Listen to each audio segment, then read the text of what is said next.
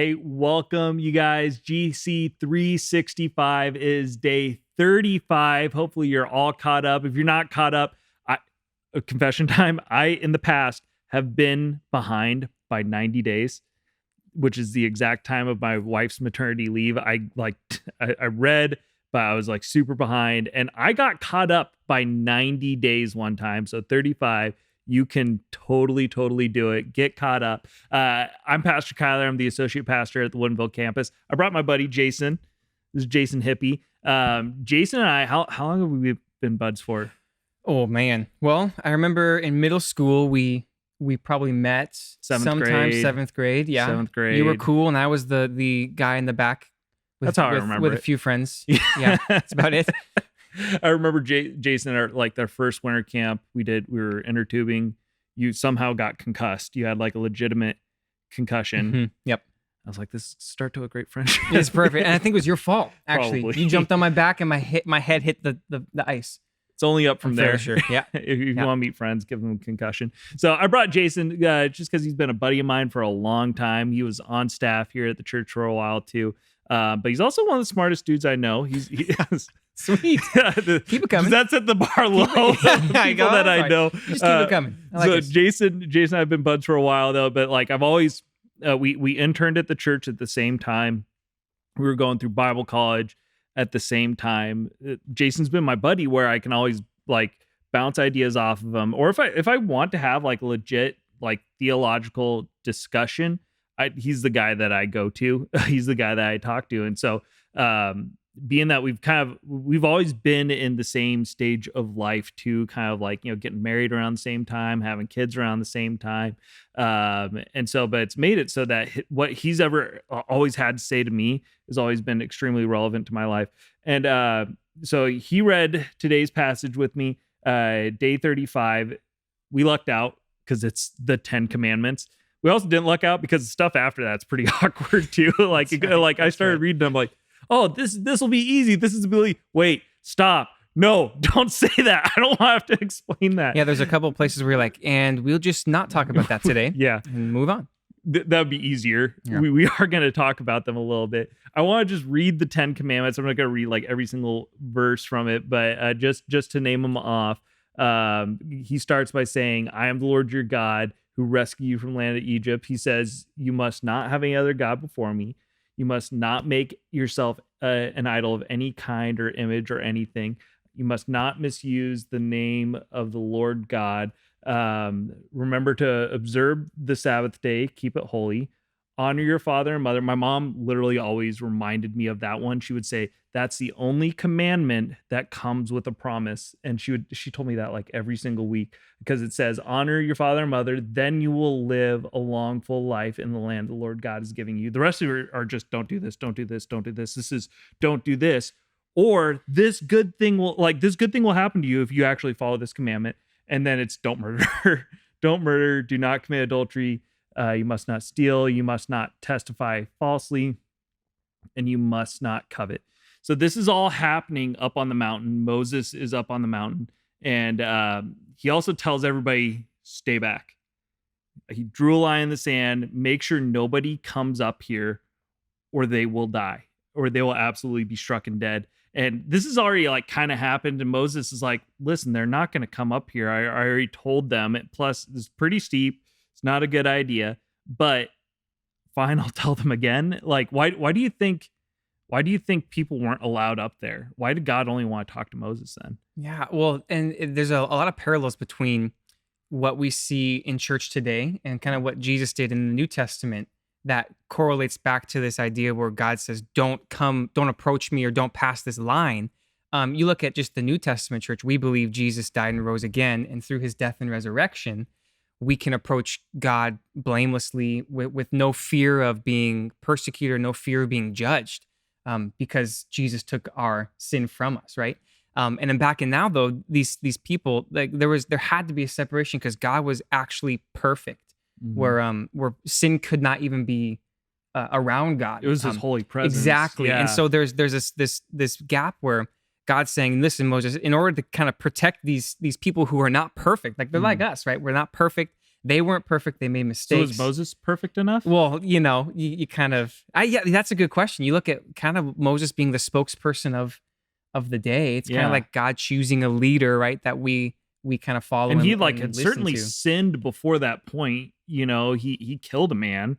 I mean, it wasn't a commandment yet, so Right. it doesn't count. That's true. That's true. Get your free passes in now while you can. But so he had sin in his life. I feel like Moses, I mean, maybe at that point he'd become like right enough with God that he was permitted, or maybe God just gave him a pass. Like, I don't know, but Moses was allowed up. And it's kind of like too, like later on, people like, unless you had gotten rid of all your sin, you couldn't enter the Holy of Holies as a priest without being dropped dead. They would tie a rope to you just in case you didn't do it right. And they're like, they'd hear a thud Yeah. and like, oh, They they're go going fish this him week. out here. Yep. Yeah. So we have all that. And then the part that's like right after that, it's like, oh, what the heck? Dang it. It's all this talk about slavery. And it's important to note that slavery looked different back then. It starts off by saying if you take a Hebrew slave, there's some different parameters than as if they weren't Hebrew. So if they were Hebrew, you had to release them after 6 years. You also had to pierce their ear with an awl, like a leather punch, in front of everybody. If they're single when they came, they're single when they left. If they're married, then their spouse had to be freed at the same time. All these different things. And I mean, it's important to note back then, slavery wasn't often kind of race-based the way that we view it now. People would also sell themselves into slavery because they wanted the extra cash. So it's like, is it slavery or is it servanthood? But like, we know we worship like a great and powerful God who is perfect. Like, why did he, I guess, let it happen then? Why didn't he just at the beginning just say like, nah, by the way, guys, slavery's bad. Don't do it. And that's a part that is one of those things I don't have an answer for. It's like, I have heard in the past where it's kind of like, he was trying to make things more palatable for the times, and the world was so kind of wicked that he wouldn't bend the rules, but he would let things work by their own rules. But it's still like, or just wipe them off the face of the earth. Because the very next verses, he's just going off saying, kidnappers, put to death. Anyone who dishonors their mother and father, put to death. If that was still the case now, I would have died many times. I'd be a very dead man before you. That's right. And then if two guys get into a fight, and if he's able to walk after a couple days, cool. But if he is hurt for a little longer than that, then he deserves punishment. And same thing and it says with a slave, if you beat your slave with a club and he dies, you must be punished. But if they're able to walk it off in a couple days, well, they're your property, so it's okay. Like, these are things that I have a hard time justifying in the Bible. And like, I have no better answer than, well, I'll ask him when I get up there. And which I think is an okay thing to say. This was realized thousands of years ago, but why not put an end to it then? That's the thing that I've always just kind of struggled with. We go into the New Testament. Jesus goes off. He goes ham. And he is going off. It's all this red letter text, meaning like these are words that Jesus spoke himself. This is Jesus just going off on the Pharisees, who were at the time, they were the religious elite. They were the people saying, do this, don't do this, condemning people. And he told them in verse 27 through 28, what sorrow awaits you, teachers of religious law, and you Pharisees, hypocrites, for you are like whitewashed tombs, beautiful on the outside, but filled on the inside with dead people's bones and all sorts of impurity.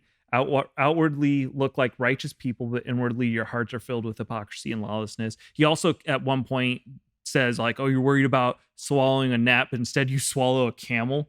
It's like old school throwing shade, old school insults. I've been meaning to tell you, Kyle, that I really think you got to put your camel.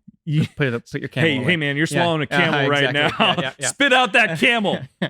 And so he's throwing all this stuff, and but like, what would the Pharisees were a religious elite back then? What would a Pharisee look like today? Well, and that's the kind of like the question, right? It's like, okay, Pharisees back then were the religious leaders, but I think even beyond that, they were the people who, and I can think of examples in my life where, and I was one of these where I am right because I am so convicted. I have the traditional trainings. I have whatever it is that you carry that certifies you to be like the professional. Yeah, they were educated men. Right. And it's like that they were so convinced and convicted that they were right. And I think of like a modern day Pharisee as someone who is so careful to follow every single we're not talking laws though. We're talking like taboo religious things. I'm so careful to like Jesus says, tithe the exact percentage of my wage or the exact amount of things that I own, rather than actually accepting grace and giving grace, or accepting mercy and giving mercy. What I love in the Old Testament, God says in the Old Testament, by the way, I desire obedience, not sacrifice. I desire you to be following me and living a life that's set free, not just by the books or tithe to the exact amount. What's funny is they had, beyond the 10 Commandments to follow, there's 613 Levitical laws, and they followed all of them. So like, to me, it's like somebody who's able to follow 613 laws is a righteous person. But clearly they had it wrong because Jesus is yelling at them. So like, what makes you right? And I almost think I'm a pastor, right? It's a fear of mine to become a Pharisee. It's a fear of mine to like be so legalistic that I end up leading people down the wrong path, or I don't think about the grace and the mercy. And I don't think that, this was organized religion at the time. I don't think it's organized religion now that Jesus would refute, but it's more the people that are legalistic and the people that are not attributing grace into factor, not allowing grace actually be a solution to the problem. Which brings me, we're gonna jump into Psalms a little bit, just because David does something crazy. David, he's writing this song and he's asking God, he says, listen to my prayer for mercy as I cry out for your help, as I lift my hands towards your holy sanctuary. Do not drag me away with the wicked, with those who do evil. David's asking for forgiveness when back then forgiveness looked like a physical sacrifice. It's not like, was God capable at the time of showing forgiveness, but did he? Like, I wonder if he forgave David of his sins at that moment. And that's another, like, I'll ask him when I get there. The very last thing I want to touch on in Proverbs, this is why I love the 1 Year Bible, is that it seems like coincidence, but it's not. So often the things that you read in the Old Testament are things that pop up later in the New Testament or the Psalms or Proverbs. We read the 10 Commandments today. The Proverbs today is follow my commands. You'll have a better life if you follow my commands. And grace or not, right? Man, if we listen to what God has laid out for us, if we listen to his plans, we'll have a better life and we'll be better, we'll be more blessed. And it's not a book that's a list of things not to do. This is a way to live your life, and this is how to have a better life. So I'm encouraging you guys, go live your better life today. Jason, thank you for being on with me. My pleasure. Thanks for joining me. Have a great day. Live your better life. Live it in the way that God has a plan for you. See you guys tomorrow.